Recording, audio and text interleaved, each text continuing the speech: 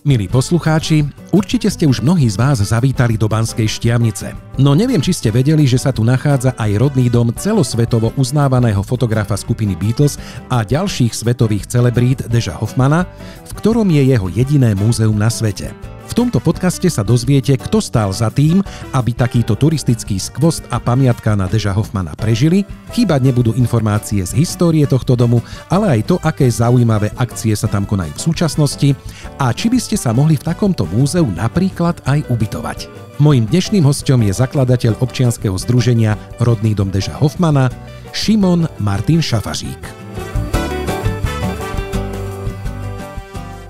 Šimon Martin Šafařík, zakladateľ občianskeho združenia Rodný dom Deža Hoffmana, už v tejto chvíli sedí oproti mne. Ahoj. Ahoj, ahoj. Som veľmi rád, že si prijal pozvanie do tohto podcastu, pretože tá téma, o ktorej sa budeme rozprávať, je naozaj veľmi zaujímavá. Je to Rodný dom Deža Hoffmana, ktorý, ak by ste, milí poslucháči, nevedeli, sa nachádza v Banskej Štiavnici. Priznám sa, že ani ja som o tom nevedel, až kým som sa nezačal bližšie zaujímať o Deža Hoffmana, takže okrem tých krásnych atrakcií a zaujímavostí Banskej Štiavnice je tam aj tento rodný dom. No a keďže ťa tu dnes mám a keďže si naozaj aj zakladateľ takéhoto občianskeho združenia Rodný dom Deža Hoffmana, ešte raz to zopakujem, tak moja prvá otázka na teba, že kedy si prvýkrát počul o Dežovi Hoffmanovi, taký tvoj prvý kontakt s ním?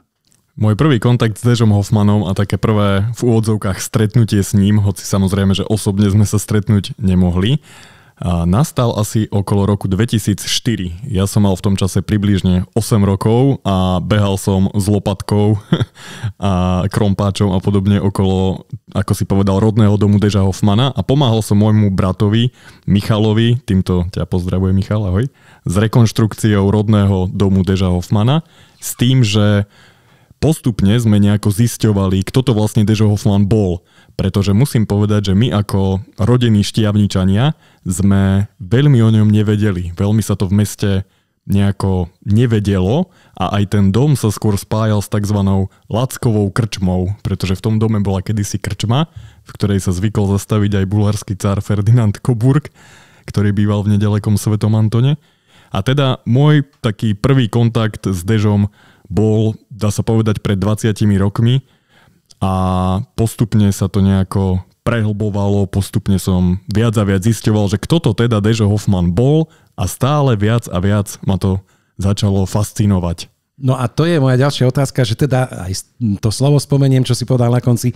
Čo ťa na ňom najviac teda fascinovalo, alebo ktoré to obdobie z jeho života, pretože ten život Deža Hoffmana je naozaj bohatý, možno by vystačil aj na 3-4 životy, takže čo bola taký leitmotív potom toho ďalšieho spoznávania? Ja zvyknem aj tak niekedy s nadsázkou trošku povedať, že ten život Deža Hoffmana alebo ten jeho životný príbeh je možno skôr ako scenár nejakého filmu. Keď si vezmeme, čo všetko zažil, s kým sa stretol, s kým spolupracoval, tak jednoducho je to úplne fascinujúce. Ale mňa najviac asi fascinuje taká tá základná myšlienka, že človek z relatívne malého nenápadného domčeka v Banskej Štiavnici pri Trojičnom námestí sa vypracoval na jedného z najlepších fotografov na svete, lebo myslím si, že môžeme povedať, že naozaj Dežo Hoffman bol jedným z najlepších fotografov na svete vo svojej dobe. Koniec koncov aj v USA, keď robili taký rebríček najlepších fotografov showbiznisu, tak práve porovnávali Hoffmana s Annie Leibovitz. Takže toto je veľmi zaujímavé. A mňa teda fascinuje asi to, že sa jednoducho človek z nášho mesta stal jedným z top fotografov a fotografoval nielen Beatles, ale aj Rolling Stones, Franka Sinatru, Marilyn Monroe, Marlona Branda, Charlieho Chaplina, Boba Marleyho, má aj fotky britskej kráľovskej rodiny. Nedávno som natrafil na jednu veľmi zaujímavú fotku. Bol kamarát s Ernestom Hemingwayom. Takže celý ten jeho životný príbeh je veľmi fascinujúci a mňa osobne asi veľmi fascinuje aj obdobie, kedy žil v Španielsku v Barcelone a dokumentoval španielsku občiansku vojnu práve spolu s pánom Hemingwayom. No áno, ten život je naozaj bohatý, ako som už povedal. A tiež ma zaujala tá vec, že a skutočnosť, že vlastne v Banskej Štiavnici sa narodil a odtiaľ pochádza. To som naozaj nevedel. A možno aj pre tých poslucháčov, ktorí nás teraz počúvajú, je to možno taká rarita, o ktorej nevedeli, ani ako ja. Poďme ďalej k tomu rodnému domu. Aká je teda tá história toho rodného domu Deža Hoffmana? História je taká, že tento dom je národnou kultúrnou pamiatkou. Niekto by možno povedal, že však v Štiavnici je každý dom národná kultúrna pamiatka. Nie je to úplne pravda, aj keď ich tam je samozrejme obrovské množstvo, vďaka Bohu a našim predkom. A história je taká, že dom má 250 až 300 rokov, je prepojený s takou banskou chodbou. Bola to vlastne prieskumná štôlňa, kde sa snažili naši predkovia nájsť nejaké zlato, striebro. Pravidelne sa nás aj turisti pýtajú, že či si tam nechodíme po večeroch nejako klepkať a či nehľadáme ešte aj my teda nejaké zlato. Ale teda história domu je veľmi zaujímavá. Najprv vo svahu vrchu Glanzenberg, pri ktorom sa teda na úpätí vrchu Glanzenberg sa tento dom nachádza, bola vyrazená okolo roku 1600 ručne kladivkom a želieskom, pričom v tom čase vlastne jeden baník touto technológiou vedel spraviť len nejaké 3 metre chodby za rok. Bola vyrazená táto štôlňa, pričom neskôr pri nej postavili teda tento dom. A v ňom sa narodil v roku 1912 už, ako sme spomenuli, Dežo Hoffman. No a keďže natáčame tento rozhovor v máji, tak povedzme aj, že 24. mája sa narodil. Áno. Takže o chvíľočku bude mať narodeniny, o tom sa ešte budeme baviť. No a ako sa teda vyvíjala história toho domu až teda do súčasnosti? Tak tá história je veľmi zaujímavá, pretože pôvodne to bol remeselnícky dom. V prednej časti bola taká remeselná výrobňa. Ten dom má veľmi zaujímavý vstup z rohu, má také vstupné dvere priamo z rohu, čo nie je úplne také typické. A v zadnej časti domu sa vždy bývalo. Potom neskôr tam bolo také študentské ubytovanie, bola tam v medzivojnovom období, ako som spomínal, aj krčma a potom vlastne od 80. rokov dom chátral. A my sme spoločne s mojim bratom a ďalšími ľuďmi, ktorí nám pomáhali a pomáhajú, za čo sme veľmi vďační a veľmi si vážime akúkoľvek pomoc a podporu, tak sa nám podarilo vlastne tento dom zrekonštruovať a vybudovať prvé múzeum Deža Hoffmana nielen na Slovensku, ale aj vo svete. A môžeme teda povedať, že ten pôvodný dom sa zachoval až do tých dnešných dní, že vlastne sa tam nerobili počas toho obdobia nejaké veľké úpravy? Ten dom, keď tam príde návštevník teraz, je taký, ako bol pred tými x rokmi? Keď tam návštevníci prídu v súčasnosti, tak uvidia hlavnú časť toho domu zachovanú, tú obytnú časť domu zachovanú, tak ako bola postavená pred tými XY rokmi. Je škoda, je veľmi smutné, že sa nezachovalo hospodárske krídlo domu. Vidno to na dobových fotkách, ktoré návštevníci môžu vidieť aj v pamätnej izbe. Máme tam takú veľmi peknú fotku napríklad z roku 1936, kedy mal dom ešte aj také historické, také krídlo hospodárske, a vlastne bol, dá sa povedať, o dosť väčší, ako je v súčasnosti, ale žiaľ, do dnešných dní sa táto časť domu nezachovala, ale tá hlavná obytná časť je zachovaná kompletne a aj vo vnútri sme sa snažili robiť čo najmenšie nejaké také úpravy, aby jednoducho tí návštevníci mohli zažiť ten dom taký, ako sa patrí a ako bol. A ešte jedna taká dôležitá otázka, kde vznikla tá samotná myšlienka obnovy jeho rodného domu? Táto myšlienka vznikla priamo na mieste, priamo v tomto dome a v jeho blízkosti a postupne ako sme tento dom obnovovali, rekonštruovali, vyvážali odtiaľ rôzne veci, ktoré sa tam za tých 40 rokov, kým chátral, zhromaždili, vyvážali sme odtiaľ kopu sutiny, zeminy a neporiadku, ktorý sa tam nasypal k domu vlastne za tie roky. Tak postupne sa vyformovala aj tá myšlienka, pretože najprv to bolo vlastne tak, že v tomto dome chcel môj brat bývať a vôbec sme nepočítali s tým, že by tam vznikol nejaký takýto projekt. On hľadal nejaký dom na bývanie. Takže to je také zaujímavé. A potom teda? A potom sa to teda vyvinulo tak, že už keď sme zistili, že to nie je len taký hociaký dom, obyčajný, aj keď tak pôsobí zvonku, a zistili sme teda, že sa tam narodil pán Hoffman, zistili sme, kto to bol a ako sme to zisťovali stále viac a viac a boli sme v kontakte, aj sme v kontakte s ľuďmi, s ktorými či už Hoffman spolupracoval alebo s jeho rodinou, tak jednoducho nás to priviedlo k tomu, že tento dom jednoducho musíme ukázať svetu. Martin, ešte jedna taká otázka. Ty si spomínal, že je to vlastne národná kultúrna pamiatka, tak predpokladám, že aj tá rekonštrukcia následne musela byť pod dohľadom pamiatkárov. Čo bolo pre vás teda najťažšie na tej rekonštrukcii domu?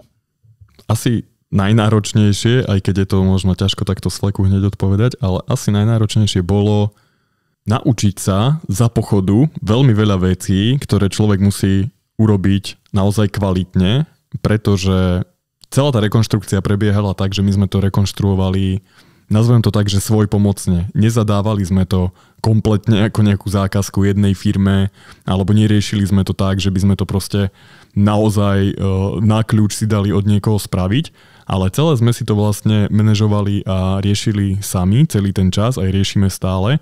A preto asi najnáročnejšie bolo, že človek sa sám, aby vedel, čo, ako sa robí a vedel to povedzme aj skontrolovať, alebo aj sám spraviť samozrejme, tak sa musel naučiť veľmi veľa vecí. Takže veľa vecí sme si robili aj sami a mňa to ale zároveň veľmi bavilo, aj baví a veľmi fascinovalo, lebo mám veľmi rád aj architektúru, aj celkovo stavbárinu, remeslá, takže veľmi mi to bolo blízke. A povedzme si, koľko teda trvala tá rekonštrukcia a bolo náročné teda zohnať na ňu financie, alebo to išlo všetko tak priebežne? Celé sa to tak postupne nejako vyvíjalo a tá rekonštrukcia začala v roku 2004. Začal ju teda môj brat Michal a potom sa okolnosti poskladali v životoch nás nejakým takým spôsobom, že brat odišiel do zahraničia, odišiel študovať a ja som ešte mal málo rokov, ja som ťahal za sebou káčera, ako sa hovorí, takže jednoducho do takej hlavnej etapy rekonštrukcie sme sa dostali až v roku 2017 a od roku 2017 do roku 2019 sme urobili takú hlavnú časť. V 2019 sme mali aj také slávnostné otvorenie, kam prišlo naozaj obrovské množstvo ľudí, za čo sme veľmi vďační a sme veľmi rádi. No a potom prišla korona, pravdepodobne sa všetky plány museli na istý čas zastaviť, mýlim sa? Áno, je to presne tak, ako hovoríš, Rado, je to tak, že sme otvorili a hneď na to prišla korona a tak to bolo dosť náročné obdobie, pretože keď sme aj zisťovali napríklad, či môžeme mať pamätnú izbu otvorenú, tak nám bolo povedané na úrade, že bez problémov môžeme, len podľa opatrení k nám nikto nemôže prísť. Tak ale zase ten dom je tak dobre robený, že vy keď otvoríte tie dvere alebo aj cez okno, dá sa pozrieť trošičku, čo sa tam nachádza, takže s tým by sa dalo nejakým spôsobom vybabrať, ako sa povie po slovensky. Spomínal si teda aj otvorenie toho domu neskôr, tak krátke povedz, koho ste tam mali, akí hostia prišli, alebo ako to teda vyzeralo. Hoci na internete som našiel, že je aj nejaké video z tohto, aj na vašej stránke, to si potom povieme, ale ako teda, kto tam prišiel? Tak to otvorenie prebiehalo tak, že prišiel pán Marian Power, ktorý napísal 2 knihy o Dežovi Hoffmanovi a on sa jednoznačne najviac venuje Hoffmanovi asi spomedzi všetkých ľudí na svete, by som povedal, pretože on sa zaoberá Hoffmanovým životom už naozaj 10 ročia, napísal o ňom knihy, stretol sa s jeho synom Davidom pri San Francisku, kde David žije, pozná sa, stretol sa s jeho dcerou Dolores v Británii, ktorá sa vydala za portugalského grófa, žije v Británii. Postretával sa s rôznymi ľuďmi a interpretmi, ktorých poznáme, napríklad s Ericom Bardonom z Animals, alebo aj s ľuďmi, ktorí vydávali publikácie v Anglicku o Hoffmanových fotkách. Takže bol tam Marian Power, boli The Backwards, najlepší Beatles revival na svete z Košíc. A veľa ľudí, návštevníkov a ľudí aj, ktorí nám pomáhali. Takže za to sme veľmi vďační. Spomínal si teda, že žijú teda jeho deti, ale raz, keď sme sa rozprávali ešte pred týmto rozhovorom, ty si spomínal, že aj na Slovensku nejaký potomok Deža Hoffmana žije, takže ste aj s týmito ľuďmi v kontakte a kto to je teda? Povedz o ňom niečo viac. Tak čo je možno veľmi zaujímavé, že jedným z prvých reperov na Slovensku a ľudí, ktorí má nejakú spojitosť s hiphopom, je pán Richard Bukovinský a ľudia ho možno poznajú ako Ríša z kapely Žužuleta alebo Zvuk ulice.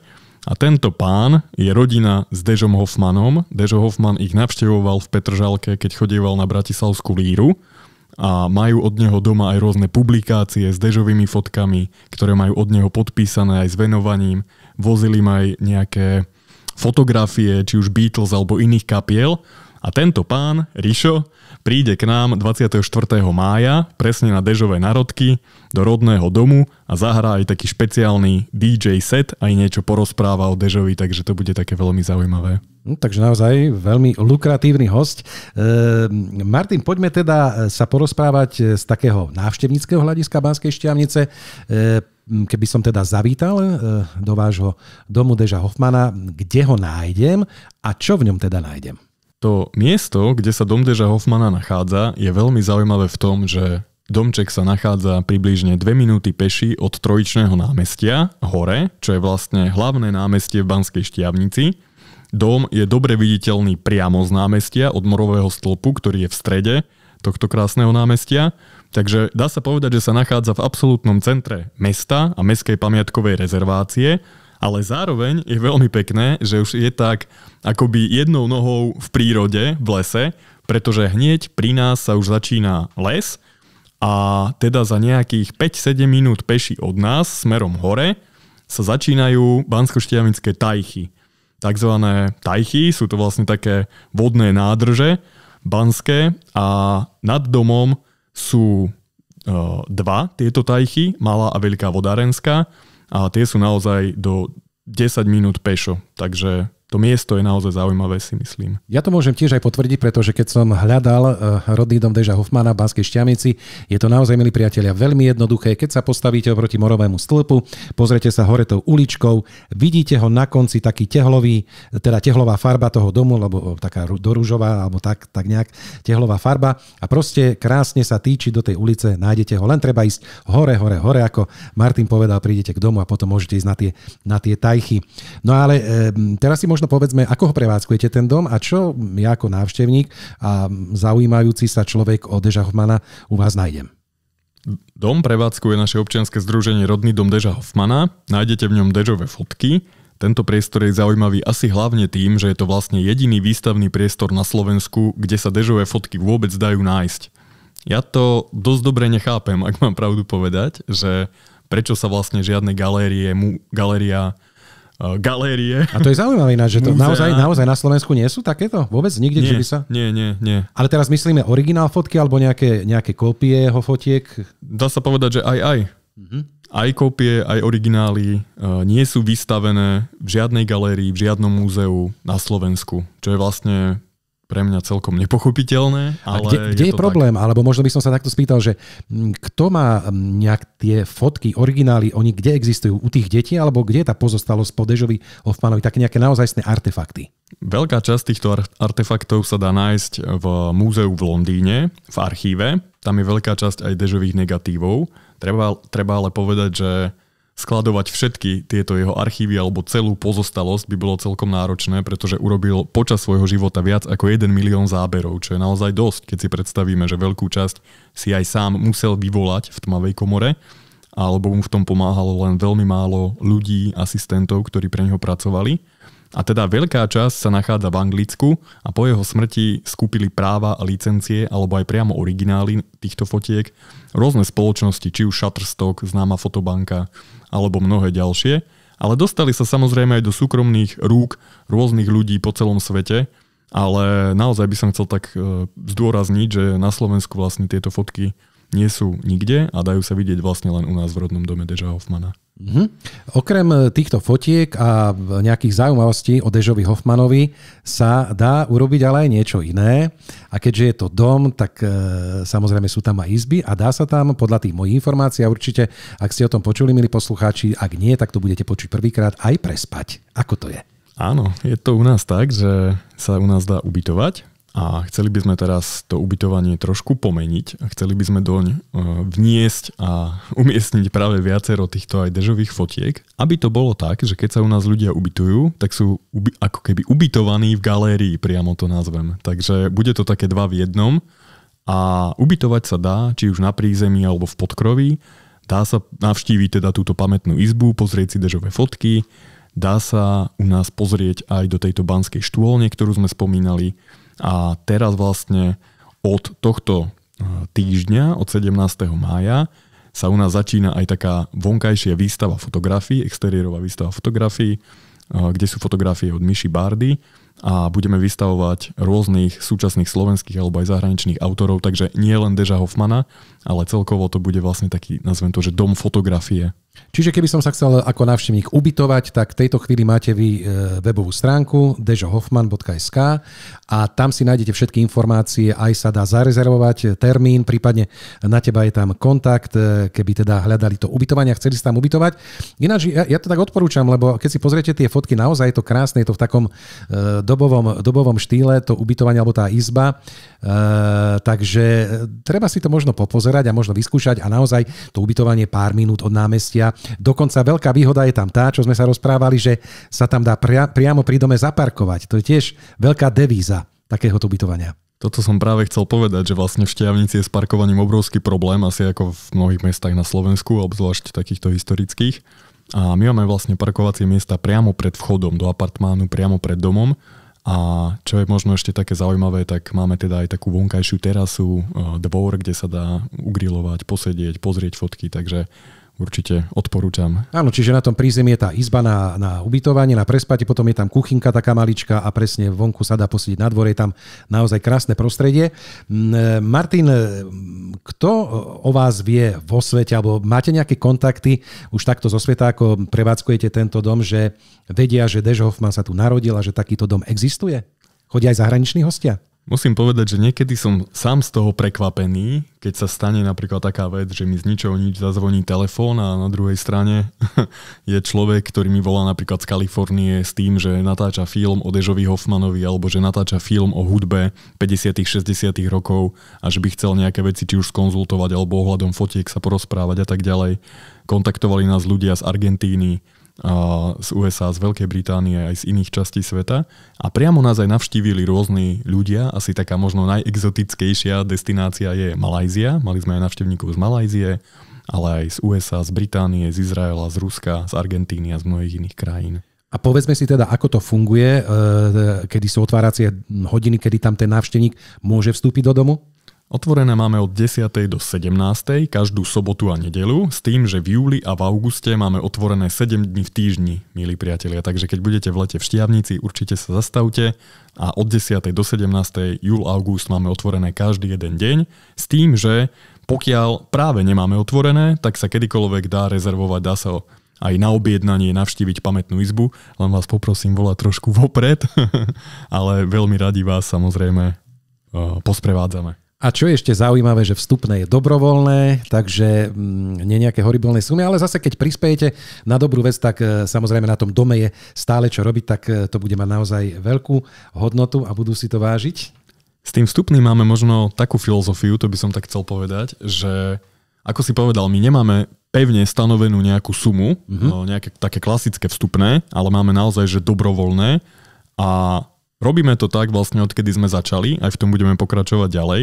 Ľudia sa niekedy pýtajú, že prečo nemáme fixné vstupné. No, lebo by to pomohlo rozvoju toho domu, nie? Áno, určite by to pomohlo, ale zároveň to chceme robiť tak, že jednoducho, keď k nám návštevník príde, tak mu ukážeme, čo máme, popozerá si fotografie a vždy sa snažíme mu poskytnúť naozaj nejaký pekný zážitok a podľa toho, ako sa mu páčilo, tak sa môže sám rozhodnúť, ako nás chce alebo nechce podporiť. Takže je to úplne dobrovoľné a zatiaľ nám to takto vyhovuje. Tak v tom budeme asi pokračovať aj ďalej. No ale pripomeňme, že asi to ubytovanie nie je dobrovoľné, tam sú nejaké sumy, ale to samozrejme by ste si potom dohodli už po telefóne, kontakt je na tej stránke, ktorú som spomínal, dežohoffman.sk. Martin, tak poďme teda 24. máju, aj v tomto roku, aj tie predchádzajúce, už máte asi 3 ročníky alebo 2 ročníky, neviem teraz presne, ale budú tie pamätné dni Deža Hoffmana, alebo teda budete si pripomínať narodeniny, tak čo nás všetko čaká v tento rok? Toto podujatie má názov Dežo Hoffman 112. A 112 práve preto, že je 112. výročie narodenia tohto významného skvelého fotografa. Táto číslovka v názve sa každým rokom samozrejme mení a je to 3. ročník a tento rok to bude prebiehať 24. a 25. mája, takže už za chvíľočku. A presne 24. má Dežo Hoffman narodeniny, takže je to vlastne celkom zaujímavo načasované. A keď prídete, tak si budete môcť vychutnať či už výstavy týchto slovenských súčasných fotografov, ktorých som spomínal, ktorí sú u nás, taktiež Dežové fotografie. Potom príde tento pán Ríšo Bukovinský, DJ Rišo B, ktorý zahrá špeciálny DJ set na dvore vonku, takže bude to taká vonkajšia akcia. Príde aj pán Matthews z britskej ambasády, pretože máme celkom dobrú spoluprácu aj s britskou ambasádou a celkovo aj tento projekt by sme chceli trošku posunúť aj do Veľkej Británie, keďže tam sa vlastne Deža Hoffman preslávil a presadil. Taktiež tam bude dobré občerstvenie, pretože to nesmie chýbať, kávička, koláčik a podobne. A príde aj miestny reper Vašo Vačkovec, s ktorým sme dali dokopy takú vynikajúcu pieseň o Dežovi Hoffmanovi. On je autorom textu, aj to krásne zarepoval a príde naživo zarepovať do rodného domu v piatok večer, takže určite odporúčam 24. 25. a budeme mať taktiež v sobotu 25. workshop Camera Obscura. Budeme mať komentované prehliadky fotografií a vrcholom tohto celého bude koncert IMT Smile na amfiteátri v Banskej Štiavnici, ktorý bude tematicky prepojený s Dežom Hoffmanom. No, takže myslím si, že je sa na čo tešiť. Treba teda prísť. Dúfam teda, že tento podcast si vypočujete skôr, ako bude akcia, ako budú podujatia. Ešte by som sa možno opýtal na časy, kedy bude ten program, kedy teda ľudia tam môžu prísť a kým si ty nájdeš tieto časy vo svojom mobile, pretože ich teraz hľadáš, aby sme boli presní, tak ja len naozaj dávam do pozornosti, ak sa ocitnete v Banskej Štiavnici, určite tento dom navštívte. A teda program 24.5. a potom následne 25.5. začína kedy? 24.5., teda piatok, budeme mať od 12.00 do 18.30 komentovanú výstavu fotografií Deža Hoffmana s hudbou a občerstvením, takže určite odporúčam. Od 18.30 do 19.30 príde DJ Rišo B, ktorého som už spomínal a zahrá špeciálny DJ set a niečo porozpráva o Dežovi, zaujímavé. Od 19.30 do 20.00 príde Vašo Vačkovec, ktorý naživo zarepuje pieseň o Dežovi a taktiež bude vlastne v tomto čase prebiehať také slávnostné odhalenie maľby portrétu Deža Hoffmana, ktorej autorom je práve tento miestny reper. Potom od 20. do 21. bude opäť hrať DJ Rišo a počas tohto celého bude k dispozícii aj občerstvenie, takže určite odporúčam. A v sobotu od 10. do 12. budeme mať s Andreou Lakovou workshop Camera Obscura. Ďalej budeme mať od 12. do 18.30 komentovanú výstavu fotografií, tak ako predchádzajúci deň. A od 14. bude komentovaná prehliadka výstavy, ktorej autorkou je Miša Bárdy, a komentovať bude kurátor Ján Viazanička, takže určite odporúčame. Od 19.30 koncert IMT Smile na amfiteátri. Takže viete celý program, viete časy, treba teda prísť, urobiť si ten čas na takéto podujatie. Dobre, Maťo, tak povedali sme, myslím si, že celkom obsiahlo o tomto dome aj o tomto projekte. Ešte možno taká nejaká na záver vaša vízia do budúcnosti s tým domom, čo by ste ešte mali, aký sen by ste mali, že vylepšiť, alebo nejaká taká vaša predstava do budúcna? Práve teraz riešime v týchto dňoch práve vo Veľkej Británii nákup nejakých ďalších fotografií Deža Hoffmana, takže verím, že nám nejako výjdu v ústrety a že ponuka bude nejaká taká zaujímavá, aby sme tých fotografií Deža Hoffmana mohli získať čo najviac. A toto je vízia na najbližšie obdobie, rozrásť sa s touto expozíciou a keď to tak poviem, že vytiahnuť tú expozíciu von. Pretože máme veľmi pekné priestory, či už na dvore, alebo zvonku. Máme rôzne také priestory, kde by sme chceli umiestniť tieto fotografie. Taktiež chceme tieto fotografie a také zaujímavé informačné banery umiestniť a nasvietiť aj do štôlne. A toto je asi taká vízia na najbližšie mesiace. A taktiež vlastne chceme od tohto mája, takže dá sa povedať, že od tohto obdobia vystavovať neustále na dome aj rôznych súčasných autorov, či už slovenských alebo zahraničných. Takže táto výstava Miši Bárdy, ktorá je u nás teraz, bude do konca leta a potom od septembra by sme chceli dať priestor zase niekomu ďalšiemu. Takže budeme pokračovať aj s takýmito výstavami u nás.